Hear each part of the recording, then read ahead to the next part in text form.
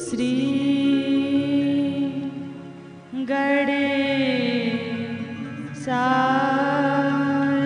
नमः।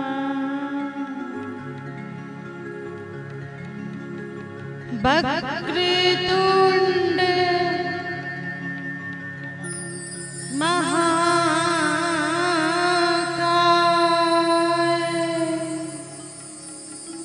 सूर्यकोटि समाप्रभा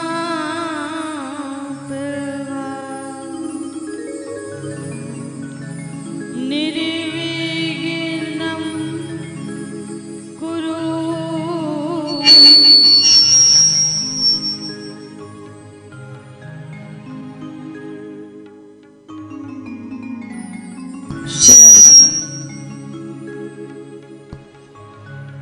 श्री राधे श्री राधे श्री राधे श्री राधे। आवाज खोल। श्री राधे श्री राधे श्री राधे। श्री गणेशाय नमः। श्री गणेशाय नमः। श्री गणेशाय नमः। वक्रतुंड महाकाय सूर्यकोटि समाप्रभा निर्विघ्नं कुरु मे देवो। सर्वकार्येषु सर्वदा कृष्णाय वासुदेवाय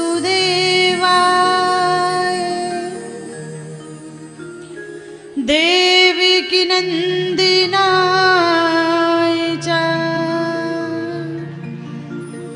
नंद गोप कुमाराय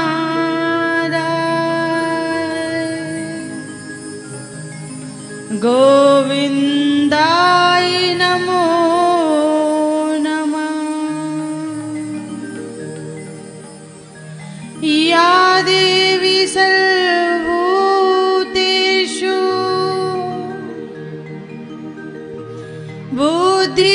बुद्धिरूपेण संस्थिता नमस्तस्यै नमस्तस्यै नमस्तस्यै नमो नमः।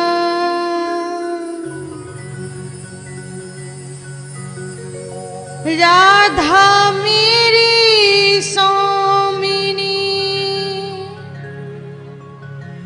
और मैं राधे तेरी दास।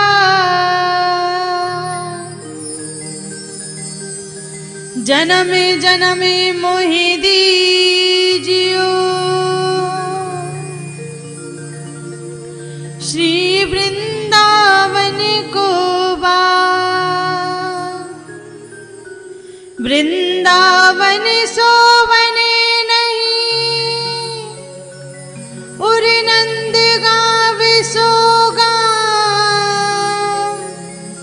बंसी बट सो बट नहीं कृष्ण नाम सो नाम राधे नाम सो नाम।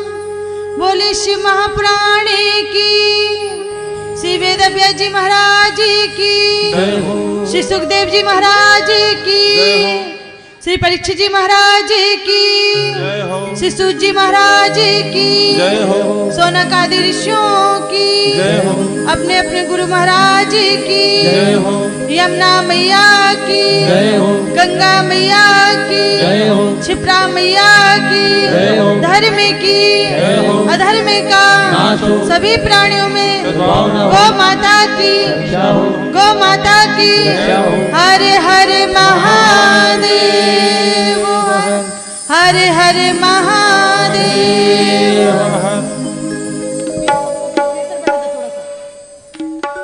श्री राधे। आइए हम सभी लोग हरि नाम कीर्तन करते हुए भगवान नाम लेते हुए शिव महापुराण की कथा में प्रवेश करेंगे।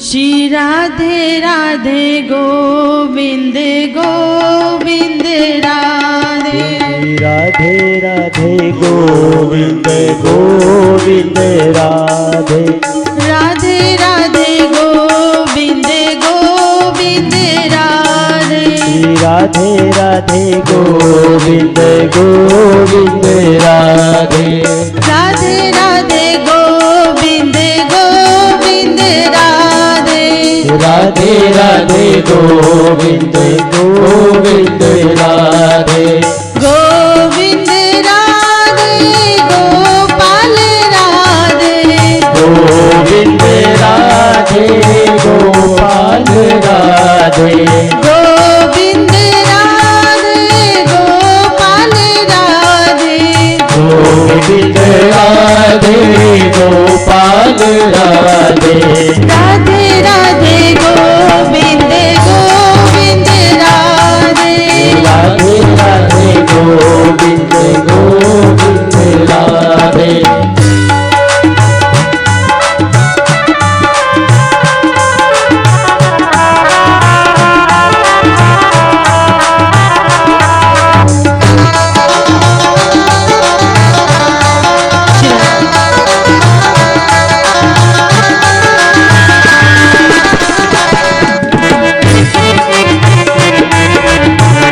माताएं बहनें तालियों की स्वागत करते रहें, तालियां बजाते रहें। गोविंद राधे गोपाल राधे, गोविंद राधे गोपाल राधे, गोविंद राधे गोपाल राधे, गोविंद राधे गोपाल राधे, राधे राधे गोविंद गोविंद राधे, राधे राधे गोविंद गोविंद राधे, राधे राधे गोविंद गोविंद राधे, राधे राधे गोविंद गोविंद राधे।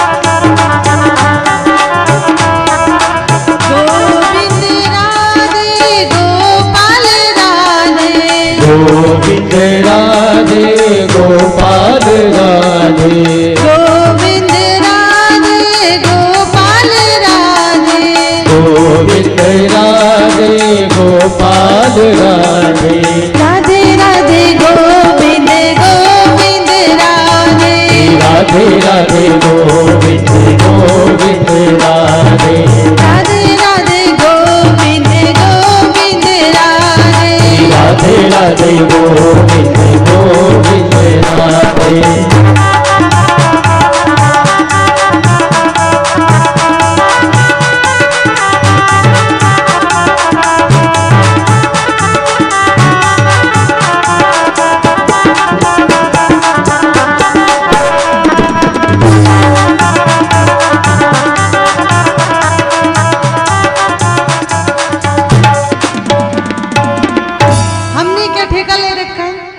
ठेका ले रखा है कि हम ही बस कीर्तन करेंगे, तुम लोग बस आपस में बात करोगे। क्योंकि अपने 500 रुपया की रसीद कटवाई ली, अब ठेका माता राम को है। माता जी को अब ये गा के सुनाएगी, ये कथा करके सुनाएगी। अपने तो दे ही दिए पैसा, ना तो की ताली बज रही है, ना की मुंह से राधे कृष्णा भगवान का नाम निकल रहा है। क्या ये ने आपस में एक को देख ही रही, कहीं ही को देख ही रही। जो तुमने पहन रखो बिन्ने भी वही पहन रखो, वही कान में झुमका पहन रखे, नाक में नथनी पहन रखी, माथे पे बिंदी लगा रखी है, या वही चुनरी ओढ़ रखी है। कहीं देखो एक दूसरे को, ऐसा लग रहा है जैसे मैं बस अकेली बोलने के लिए आई हूँ, तुम सब तो हरि नाम का चल रहा है, भगवान का नाम चल रहा है, सब ताली बजाओ, सब मुख से हरि नाम लो, उन हरि से तार जोड़ो, उन भगवान से। 7 दिन में भी नहीं समझ में आया तो कब समझ आएगा तुम्हारे। अब सब लोग कीर्तन करेंगे, कोई भी एक दूसरे को नहीं देखेगा, सामने देखिए और भगवान से अपने आप को जोड़िए।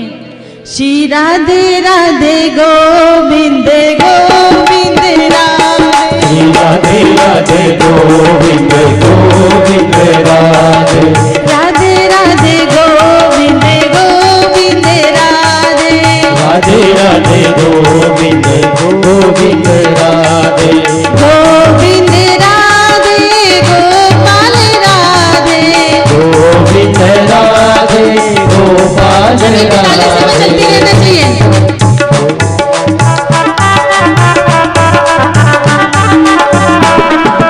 राधे राधे गोविंद गोविंद राधे राधे राधे गोविंद गोविंद राधे। मुझसे भी बोलना है, ऐसा नहीं कि केवल ताली बजाना है, मुंह में चलना चाहिए।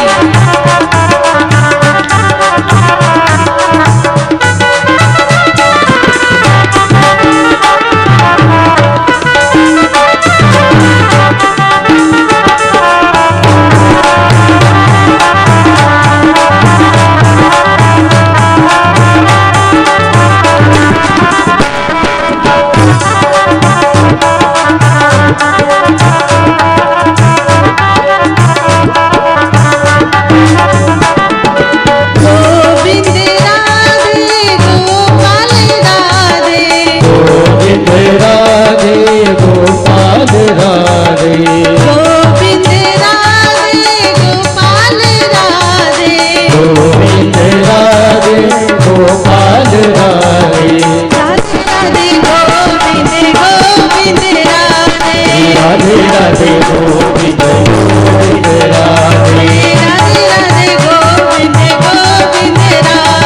राधे राधे गोविंद गोविंद राधे राधे राधे गोविंद गोविंद राधे राधे राधे गोविंद गोविंद राधे राधे राधे गोविंद गोविंद राधे राधे राधे गोविंद गोविंद राधे राधे राधे गोविंद गोविंद राधे राधे राधे गोविंद गोविंद राधे राधे राधे गोविंद गोविंद राधे।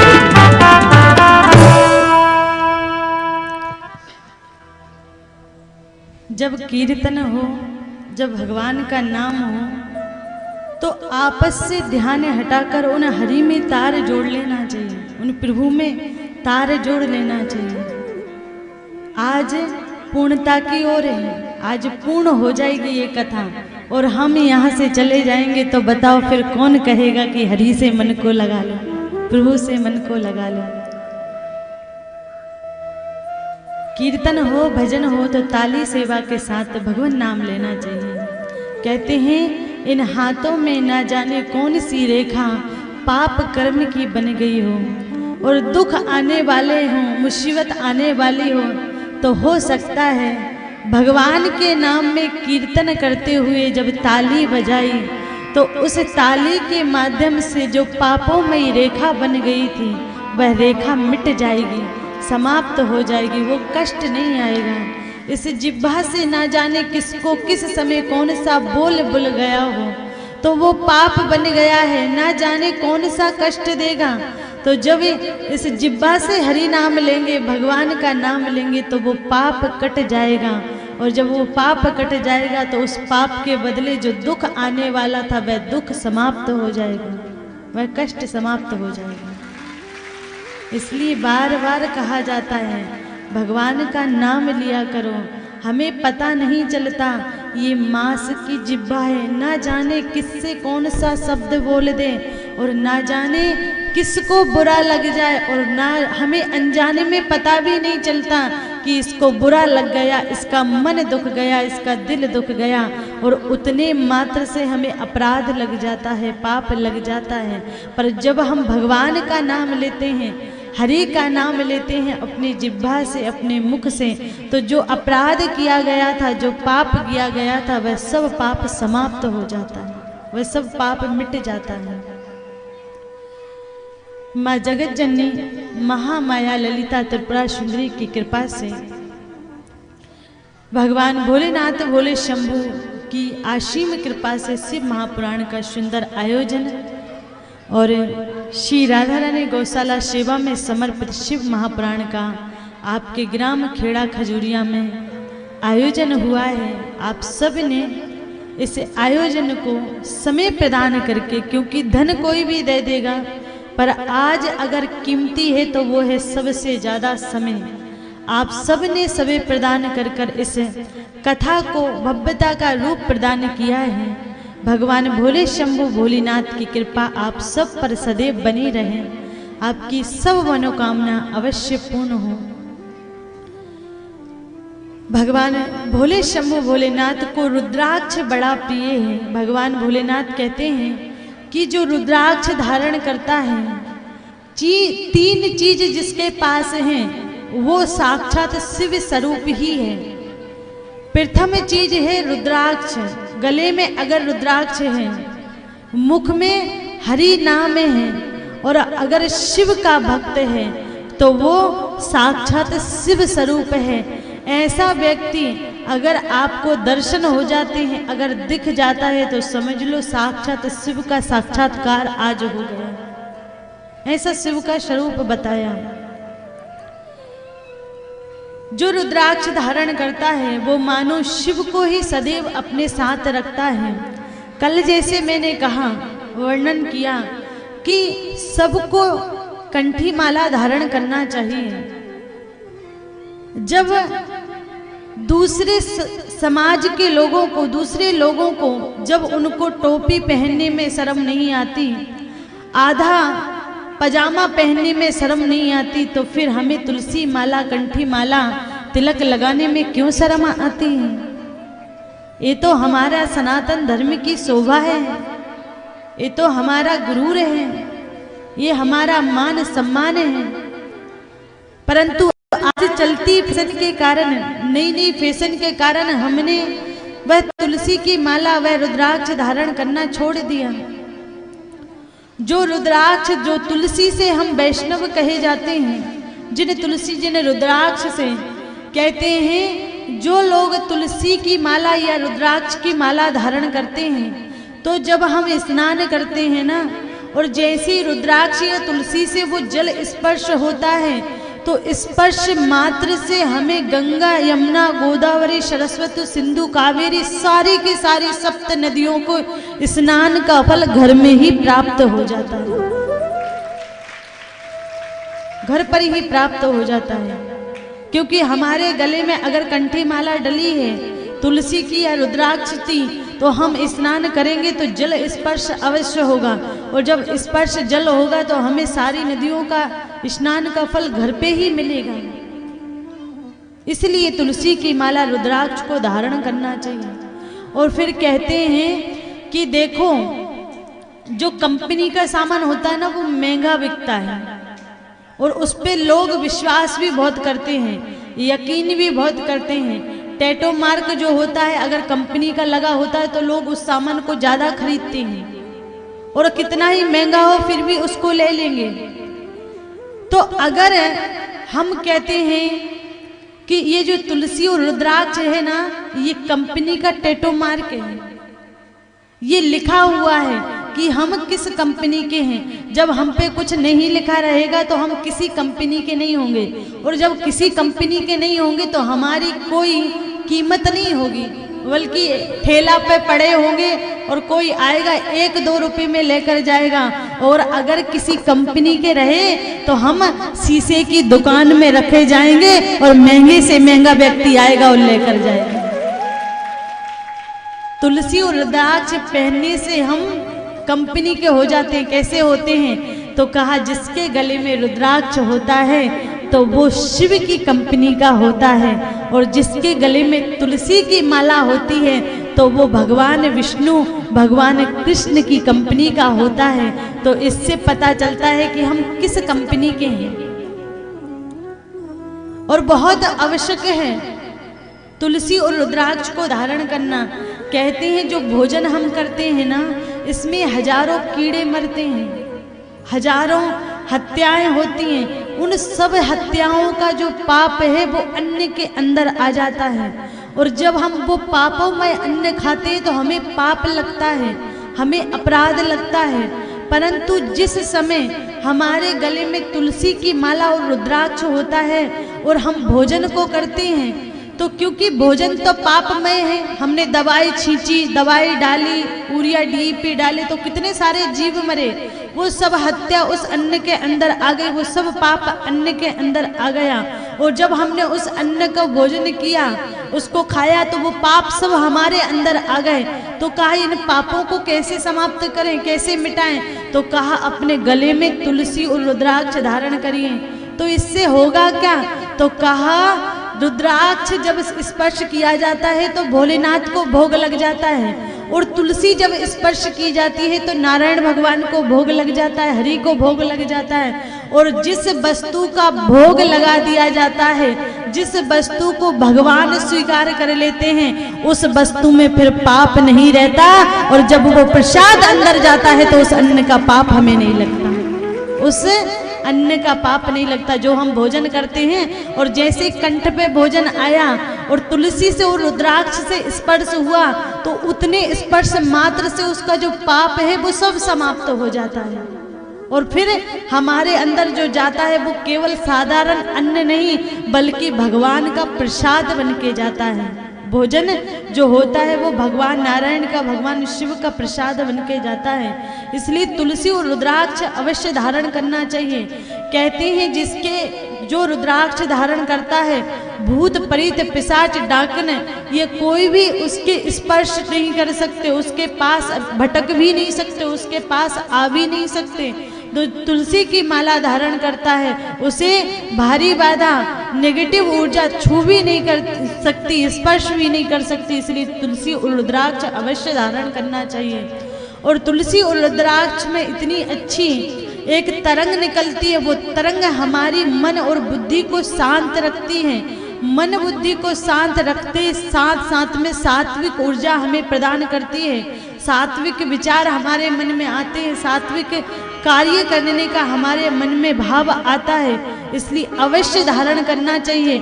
और ये तो हमारे सनातन की शोभा है कि माथे पे तिलक हो और गले में माला हो, यही तो सनातनी की पहचान है, यही तो सनातनी की पहचान है।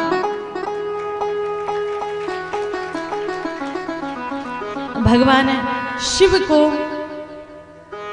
बील पत्र भी बहुत पसंद है, बहुत प्रिय है।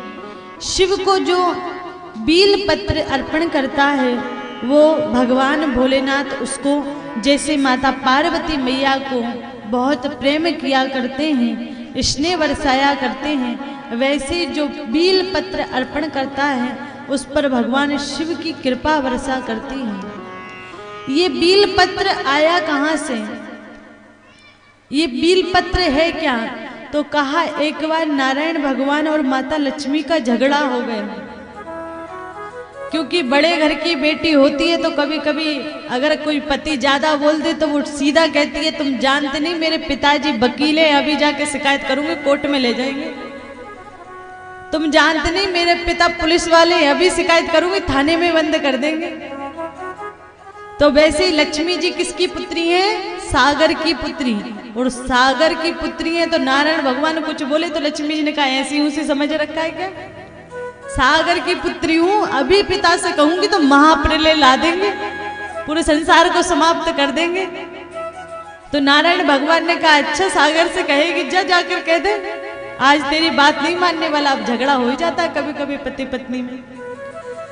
पति पत्नी का झगड़ा जैसे सास बहू का झगड़ा चलता है ना, वैसे पति पत्नी का भी छोटा मोटा झगड़ा चलता ही रहता है। और बड़े घर की बेटी हो तो वो तो बिल्कुल दब के नहीं रहने वाली।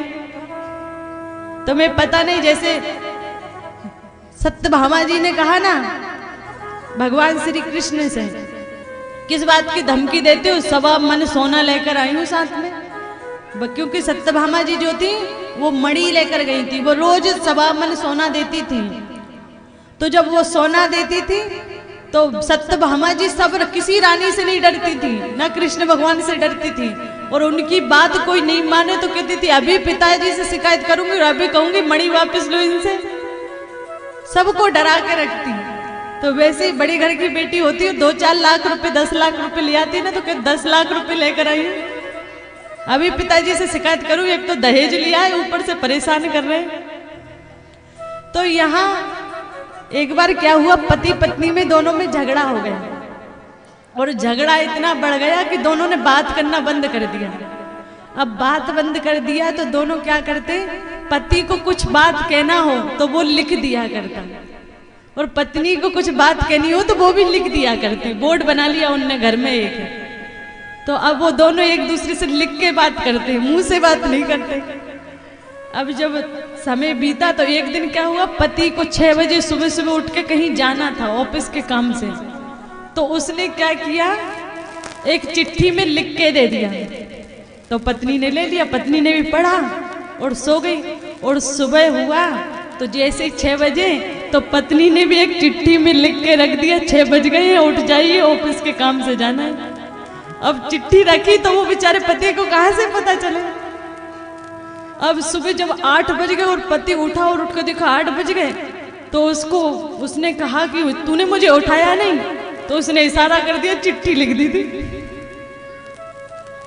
चिट्ठी में लिख कर उठा कर देखा तो उसमें लिखा था 6 बज चुके हैं, कृपया करके उठ जाइए आप।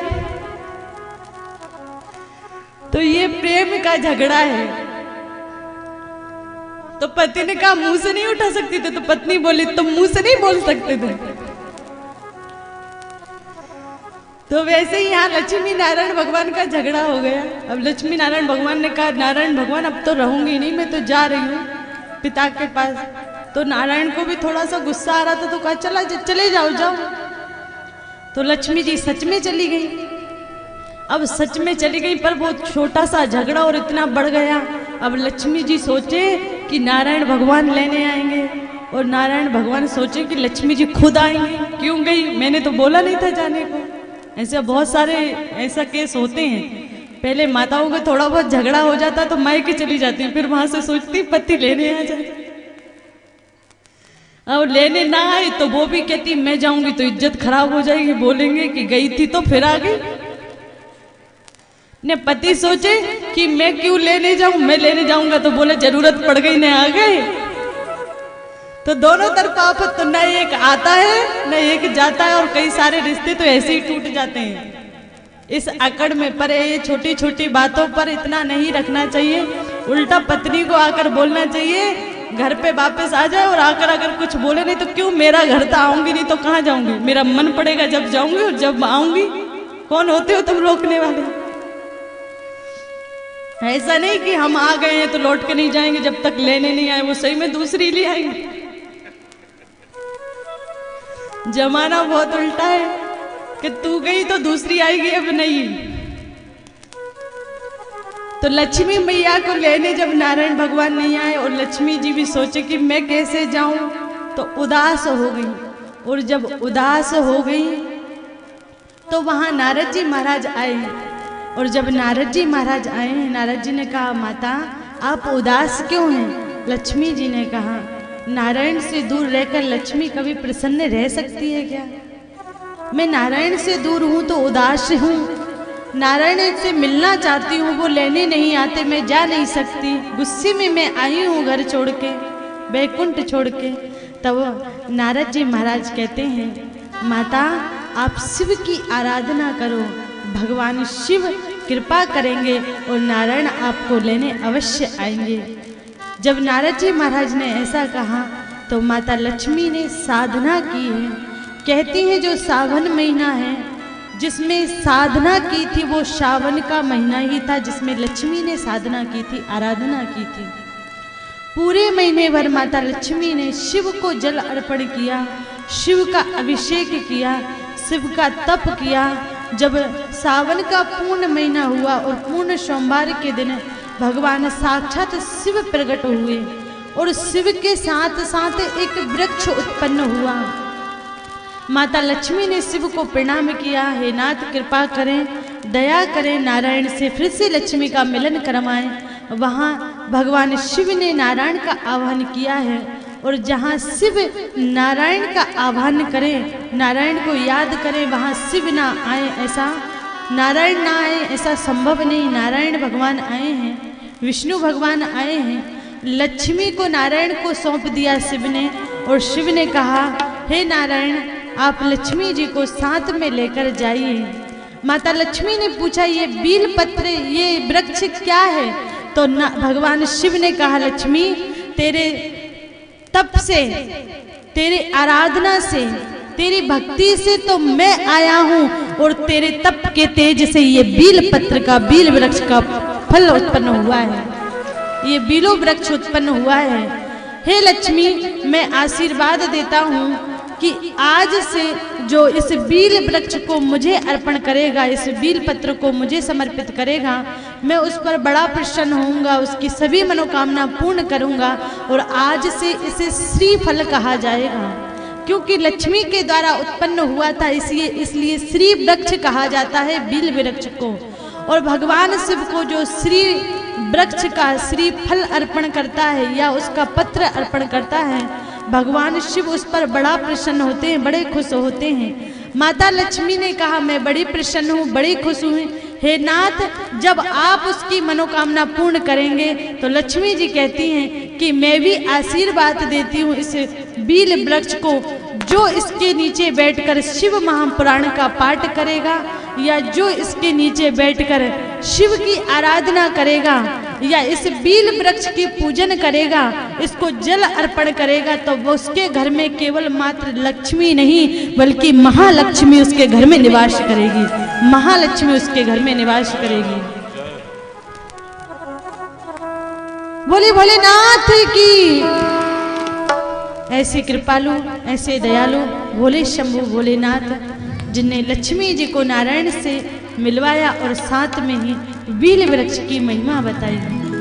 कर दो दिनों का दुख दूर ओ बागंबर वाले, कर दो दिनों का दुख दूर ओ बागंबर वाले, कर दो भक्तों का दुख दूर ओ बागंबर वाले, कर दो भक्तों का दुख दूर ओ बागंबर वाले, कर दो भक्तों का बेड़ा पार ओ बागंबर वाले, कर दो भक्तों का बेड़ा पार ओ बागंबर वाले, ओरे बागंबर वाले, ओरे बागंबर वाले, ओरे बागंबर वाले, ओरे बागंबर वाले, कर दो भक्तों का बेड़ा पार ओ बागंबर वाले, कर दो भक्तों का बेड़ा पार ओ बागंबर वाले।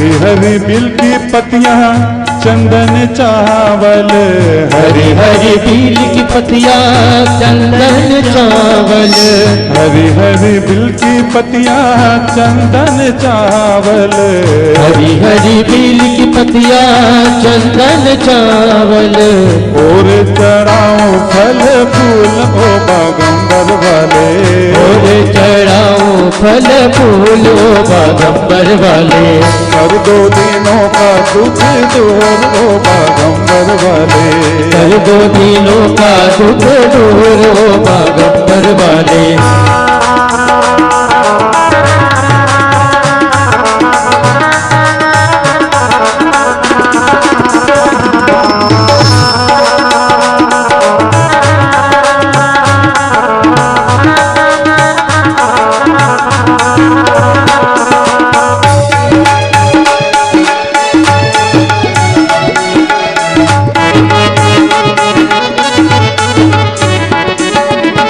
कोई चढ़ाए शिव जी जल की धारा, कोई चढ़ाए शिव जी जल की ये धारा, कोई चढ़ाए शिव जी जल की शीतल धारा, कोई चढ़ाए शिव जी जल की शीतल धारा, कोई चढ़ावे कच्चा दूध ओ बागंबर वाले, कोई चढ़ावे कच्चा दूध ओ बागंबर वाले, कर दो भक्तों का बेड़ा पार ओ बागंबर वाले, कर दो भक्तों का बेड़ा पार ओ बागंबर वाले।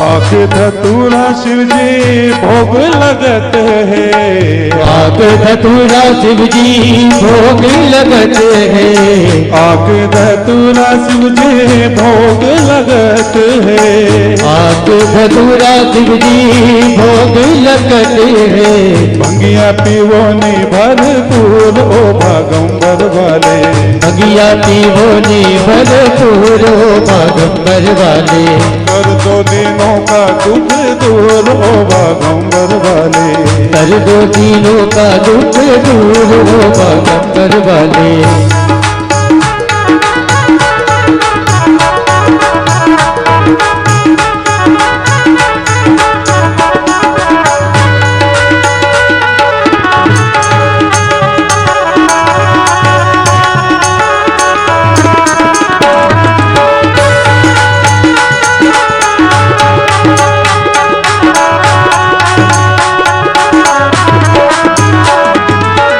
कंचन थार कपूर की बाती, कंचन थाल कपूर की बाती, कंचन थार कपूर की बाती बोला, कंचन थाल कपूर की बाती बोला, आरती करत नर नार ओ बागंबर वाले, आरती करत नर नार ओ बागंबर वाले, रोज हो बागंबर वाले, होती हो बागंबर वाले, हाँ बागंबर वाले, ओ बागंबर वाले, कर दो भक्तों का बेड़ा पार ओ बागंबर वाले, कर दो भक्तों का बेड़ा पार ओ बागंबर वाले, कर दो दिनों का दुख दूर ओ बागंबर वाले, कर दो दिनों का दुख दूर ओ बागंबर वाले, ओ बागंबर वाले, हाँ बागंबर वाले,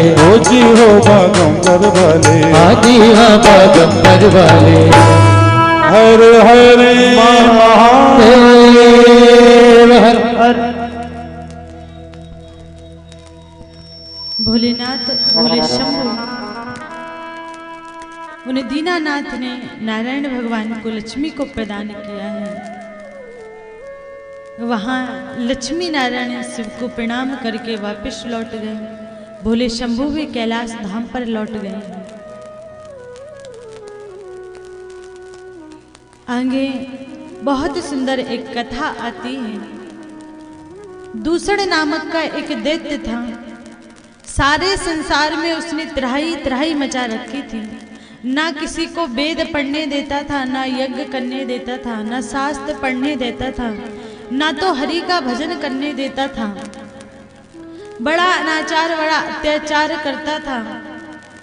पर उस समय भी उज्जैनी अवंतिका के जो लोग थे, जो वहां के ब्राह्मण थे, ना तो उन्होंने यज्ञ बंद किया, ना ही तप बंद किया, ना ही भजन बंद किया, ना ही शास्त्र वेदों को पढ़ना बंद किया। जब सारे संसार में वेद शास्त्र बंद हो गए, यज्ञ आदि बंद हो गए, तब भी अवंतिका उज्जैन में वेद शास्त्र यज्ञ चलते रहे। इस बात का पता जब दूसर नामक दैत्य को चला कि वहां के जो पंडित पुजारी हैं वो नहीं मान रहे और यज्ञ आदि कर रहे हैं, तो बड़ा क्रोधित हो गया और आकर पूरी अवंतिका को घेर लिया चारों ओर से। बड़े भयंकर राक्षस अपने साथ में लेकर आया। यहाँ पूरी अवंतिका के लोग त्राही त्राही करने लगे। और जो ब्राह्मण देवता, एक ब्राह्मण था, उसके 4 पुत्र थे। ब्राह्मण समाप्त हो चुका था, पर उसके जो 4 पुत्र थे वो बड़े भक्त थे, बड़ी शिव की आराधना किया करते थे। उस समय उन सब ने जब उनकी शरण ग्रहण की, हे संत, हे ब्राह्मण देवता, आप हमारी रक्षा करें, अब ये प्राण नहीं बच सकते। दूषण नामक दैत्य आया है और सबको मार रहा है, सबके प्राण ले रहा है। उस समय उन ब्राह्मणों ने कहा, तुम सब के सब मेरे साथ चल के शिव की शरण ग्रहण करो। भगवान भोलेनाथ की शरण ग्रहण की और कहा कि अगर साधारण एक राजा की शरण ले लेते हैं, साधारण किसी मनुष्य की, किसी व्यक्ति की शरण ले लेते हैं, तो वो व्यक्ति निर्भय हो जाता है। तो फिर हम तो कालों के काल महाकाल की शरण ले रहे हैं, तो फिर हम निर्भय नहीं होंगे क्या? भगवान शिव की शरण में गए और जैसे शिव की शरण में गए, दूषण नामक दैत्य आया मारने के लिए। और जैसे मारने के लिए आया तो वहां पर भयंकर ध्वनि हुई और सारा संसार डगमगाने लगा। धरती फट गई और धरती में से महाकाल बाबा उत्पन्न हुए। बोले महाकाल की, महाकाल की जय हो। भोलेनाथ, भोले शंभु महाकाल बाबा उत्पन्न हुए हैं। एक ही हाथ से दूसरे को, दैत्य को पकड़ा और उसके प्राणों को जैसे ही पटकनी दी, प्राण उड़ गए, प्राण निकल गए। दूषण नामक दैत्य को जैसे ही मारा तो अन्य जितने भी राक्षस आए थे सबके सब भयभीत होकर डर के मारे वहां से भाग गए। सबकी रक्षा भगवान भोले शंभु भोलेनाथ अवंतिका में की है। प्रार्थना की उन ब्राह्मण देवताओं ने, हे नाथ, आप यहीं पर विराजमान रहे, अब यहाँ से छोड़कर ना जाएं। तो जो गड्ढा हुआ था, जहाँ भूमि फटी थी, वहीं भगवान शिव विराजमान हो गए। नाम पड़ा महाकालेश्वर, महाकाल बाबा नाम पड़ा, जो आज भी विराजमान हैं। आज भी हम सब भक्तों की मनोकामना को पूर्ण कर रहे हैं, हम सब के दुखों को दूर कर रहे हैं। भगवान भोले शंभु भोलेनाथ महाकाल बाबा के रूप में अवंतिका में विराजमान हुए हैं। और कहते हैं कि बाबा की बड़ी बड़ी लीलाएं हैं, बहुत लीलाएं हैं, परंतु क्योंकि समय का अभाव है, महाकाल बाबा ने बड़ी लीलाएं की हैं। पर उनमें से कुछ लीला, एक आध लीला का हम स्पर्श करेंगे। कहते हैं कि किसी ग्राम में कोई भोला भाला एक भक्त रहता था, तो उसके गांव से सब लोग महाकाल के दर्शन करने आ रहे थे। पर पहले कोई 4 व्हीलर या फिर ट्रेन या बस आदि नहीं चलती थी, पहले बैलगाड़ी चलती थी।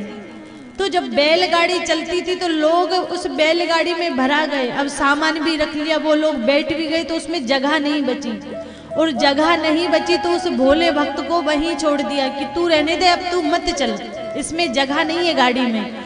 तो क्योंकि उस भोले भक्त के मन में बहुत भाव था कि मैं भगवान शिव शंकर का, महाकाल बाबा का दर्शन अवश्य करूंगा, तो उसने क्या किया, ये तो गाड़ी से चले और वो पैदल पैदल ही चल पड़ा।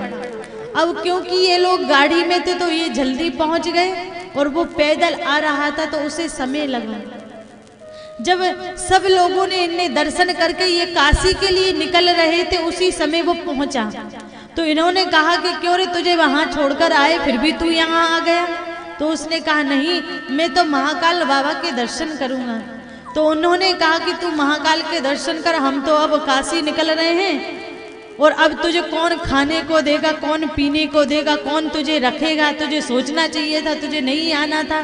तो उसने क्या कहा कि मैं महाकाल का मेहमान हूं और महाकाल जैसे चाहेंगे मुझे वैसे रखेंगे।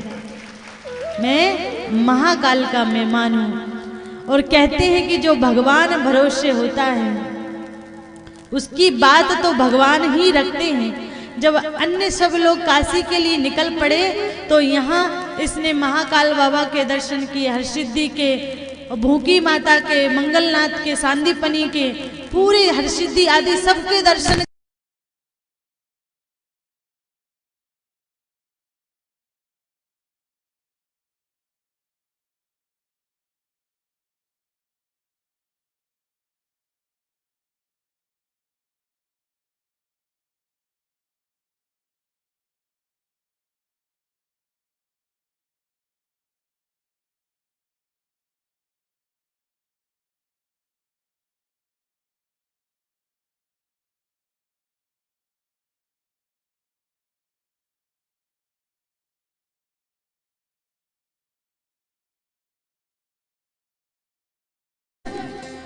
पास से ही बह रही थी तो वहीं पर चबूतरा बना हुआ था। तो ये रात के समय ठंडी भी लग रही थी, सुकड़ के उस चबूतरा पे बैठ गए और जय महाकाल कहने लगे कि महाकाल का मेहमान हूँ, वो जैसे चाहे वैसे रखे। तो इधर जो महाकाल बाबा है उनको चिंता हो गई कि मेरा मेहमान है और भूखा प्यासा है। देखो भगवान के भरोसे जब हम रहते हैं ना तो भगवान हमारी देखभाल किया करते हैं, पर भरोसा होना चाहिए, विश्वास होना चाहिए। विश्वास हमें होता नहीं और हम कहते हैं भगवान हमारी परवाह नहीं करते, हमारी कामना पूर्ण नहीं करते, हमारी और देखते नहीं है। तो नहीं, वो देखते हैं, परंतु वो देखते ये भी हैं कि तेरा विश्वास पूरा है कि नहीं, भरोसा दृढ़ है कि नहीं। जब उस भक्त का भरोसा देख लिया कि वो किसी के यहाँ नहीं गया, कहीं धर्मशाला भी नहीं गया, महाकाल का हूँ तो महाकाल मेरी जैसे करेंगे व्यवस्था में वैसे रहूंगा। अब वहां बैठा रहा तो वहां महाकाल को चिंता हो गई और महाकाल ने अपने पंडित को, अपने पुजारी को सपने दिया और सपने में कहा तू यहाँ आराम से लंबे पैर करके सो रहा है और मेरा मेहमान बेचारा ठंडी में सुकड़ रहा है, जा जा उसको उठा कर लेकर आ, उसको भोजन करा, उसको व्यवस्थित सुला।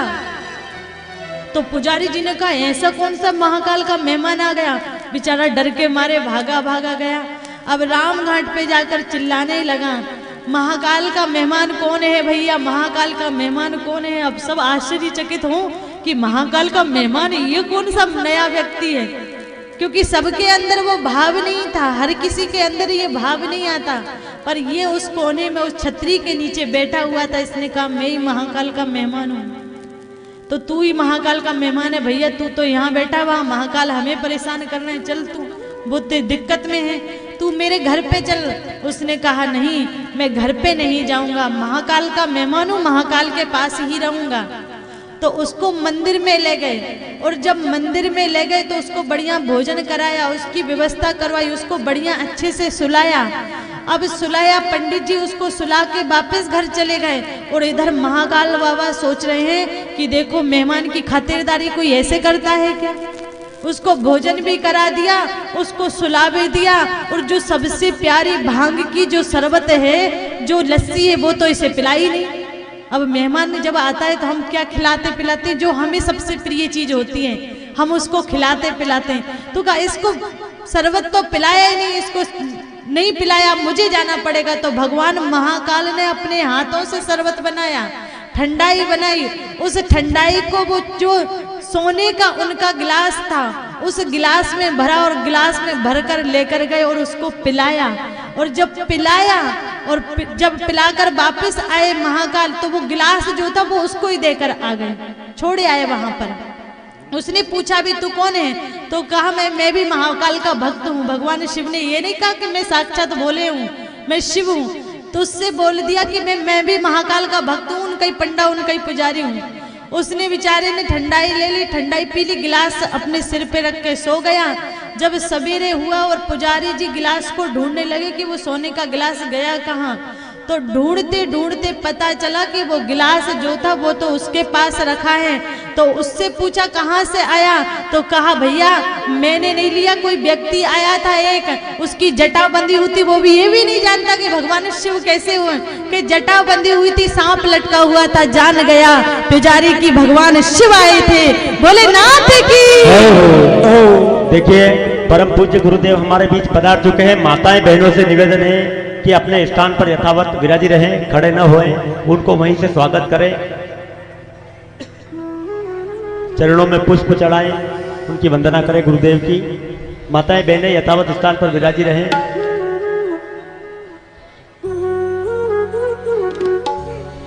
हो गुरुदेव दया करके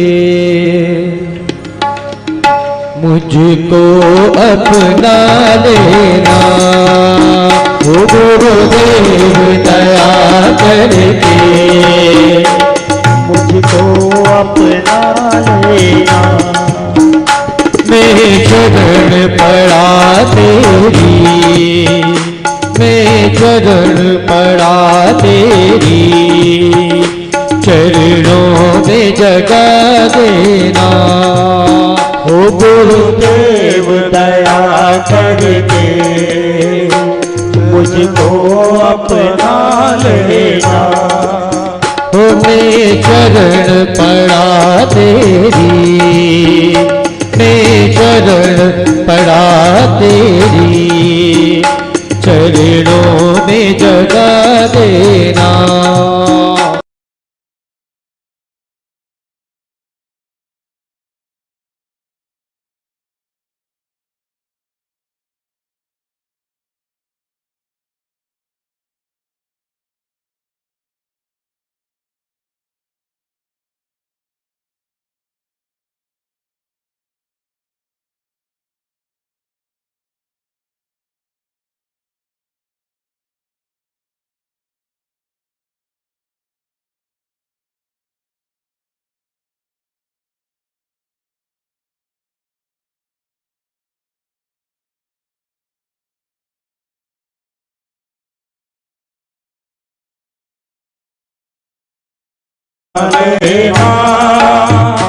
जैसा भी हूँ तेरा हूँ, जैसा भी हूँ तेरा हूँ, चरणों में जगा देना, गुरुदेव दया करके चरणों में जगा देना।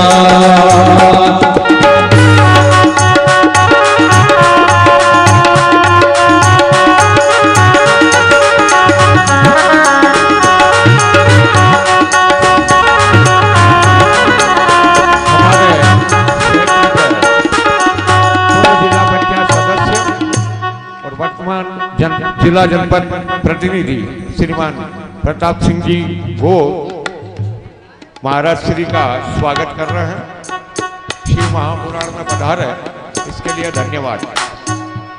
पापी हूँ या कपटी हूँ, देखा हूँ तुम्हारा हो, पापी हूँ या कपटी हूँ, जैसा भी तुम्हारा हो, पापी हूँ या कपटी हूँ, जैसा हूँ तुम्हारा हो, पापी हूँ या कपटी हूँ, जैसा हूँ तुम्हारा हो, निर्दोष समझ करके बालक यूं समझ करके सीने से लगा लेना, गुरुदेव दया करके चरणों में जगा देना।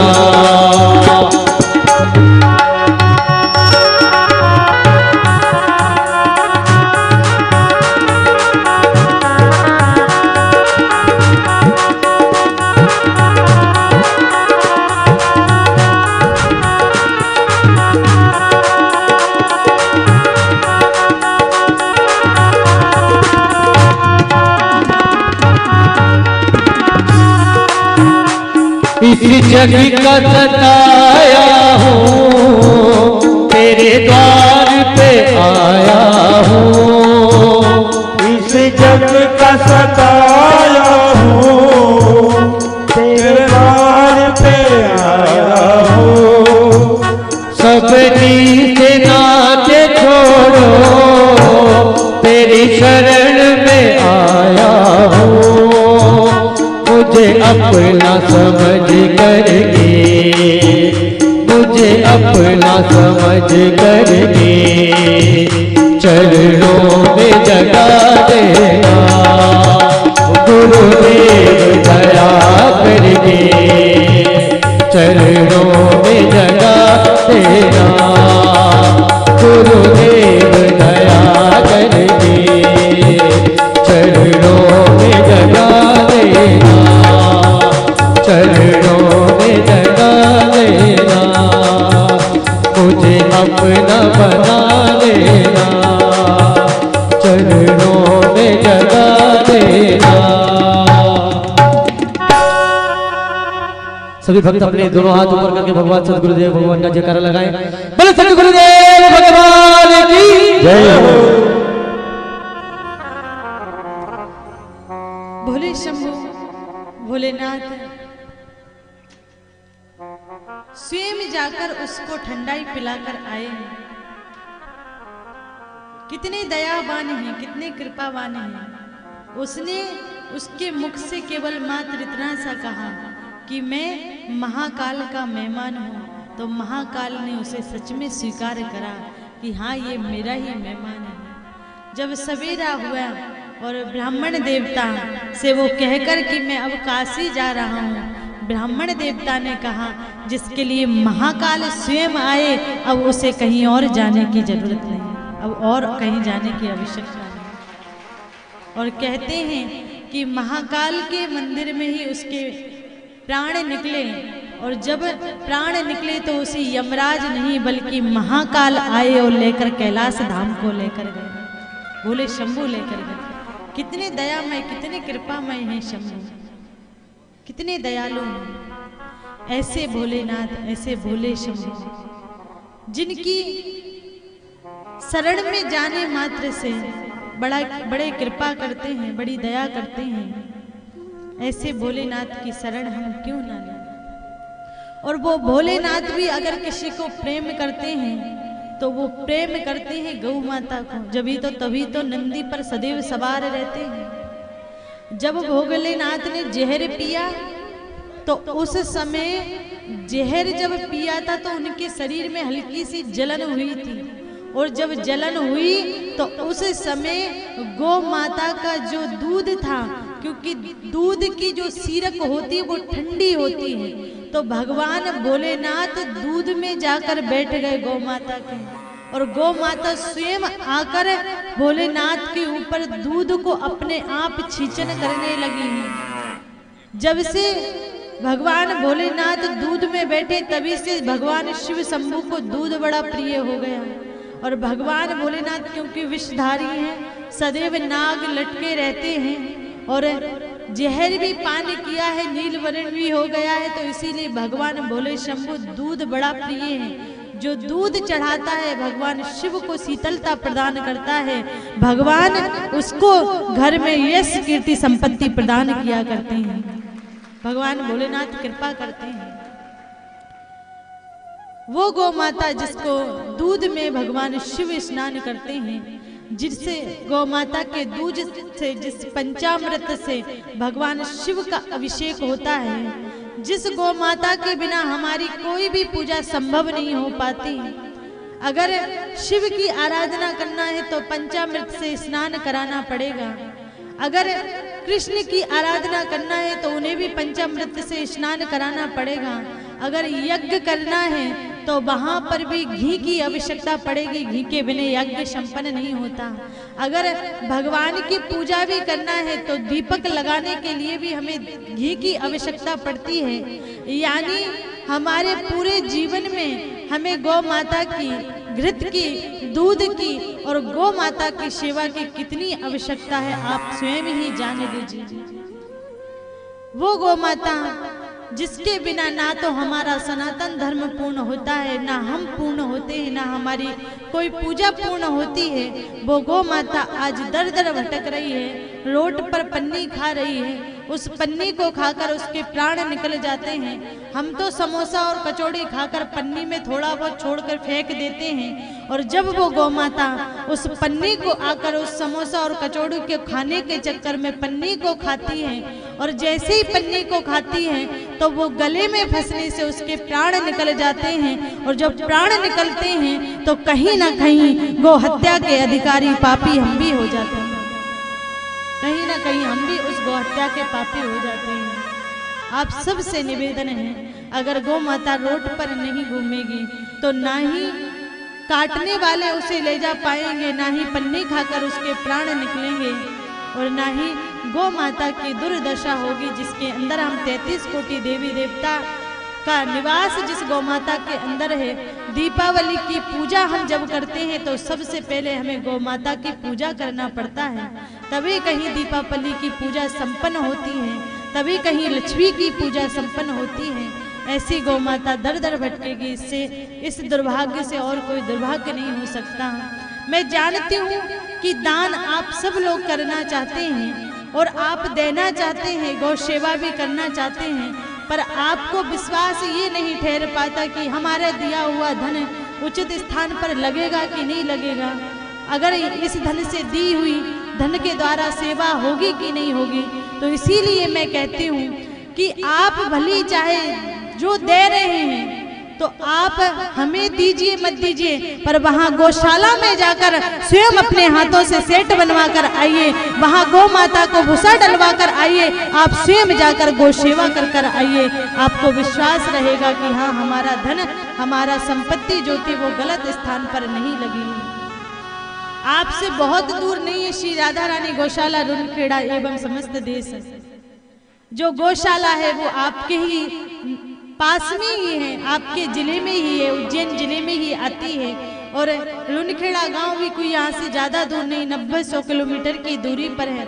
आप स्वयं जाकर वहाँ पर देखिए कैसी गौ सेवा चल रही है, कितनी गौ सेवा की आवश्यकता है, क्या क्या वहाँ जरूरत है, क्योंकि वो केवल मात्र हमारी या केवल रुनखेड़ा वालों की नहीं, बल्कि वो सारे समस्त भारत देश की गौशाला और आप सबकी गौशाला है, और हम सबको मिलकर उस गौशाला को चलाना है। और कहते हैं कि देखो 100 रुपये 50 रुपये इससे तो गौशाला नहीं चल सकती। आप भी समझते हैं कि गौ माता की सेवा 100 और 50 रुपये से नहीं हो सकती।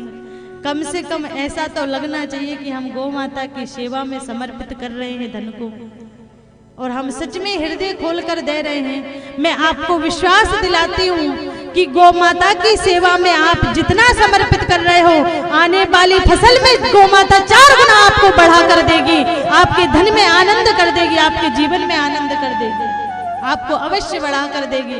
परंतु कम से कम खुलकर आप दान कीजिए, उस कंजूस भक्त की तरह मत करिए। देखो कथा हुई और कथा में सब लोग कुछ ना कुछ दान कर रहे थे, पर एक व्यक्ति ने सोचा, क्योंकि वो बहुत कंजूस था, बहुत कंजूस, तो उसने सोचा पूरा गांव दान कर रहा है तो अपन भी दान कर देते, पर दान कितना करें, तो कहे 1 रुपये दान करते हैं। तो 1 रुपये दान करने के लिए लेकर आया लास्ट दिन कथा के।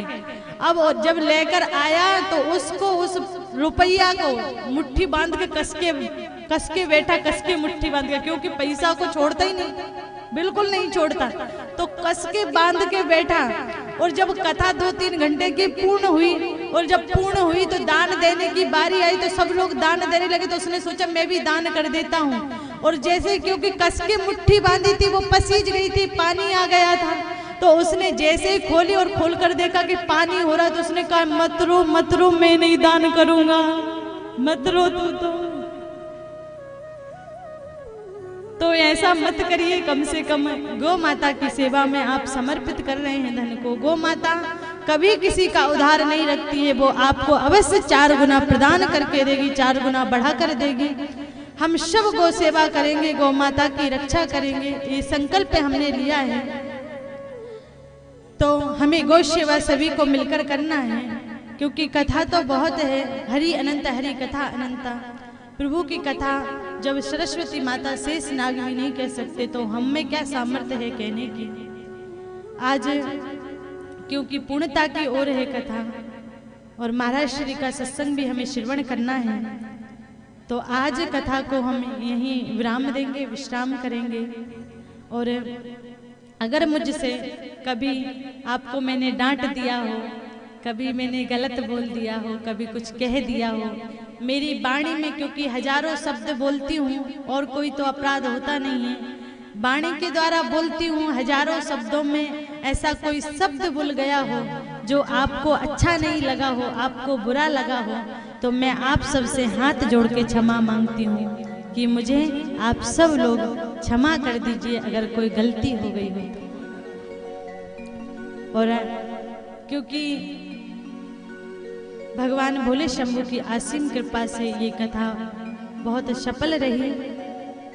अपराध कोई गलती हुई हो तो क्षमा करिएगा और साथ में ही ऐसे धर्म कार्यों से सदैव जुड़े रहिएगा। श्री राधा रानी गौशाला आप सबकी गौशाला है, आप सबको सेवा करना है, वहाँ जाकर आप सबको वहाँ जाना है और आप अपनी गौ माता समझकर, अपनी गौशाला समझकर सेवा करिएगा।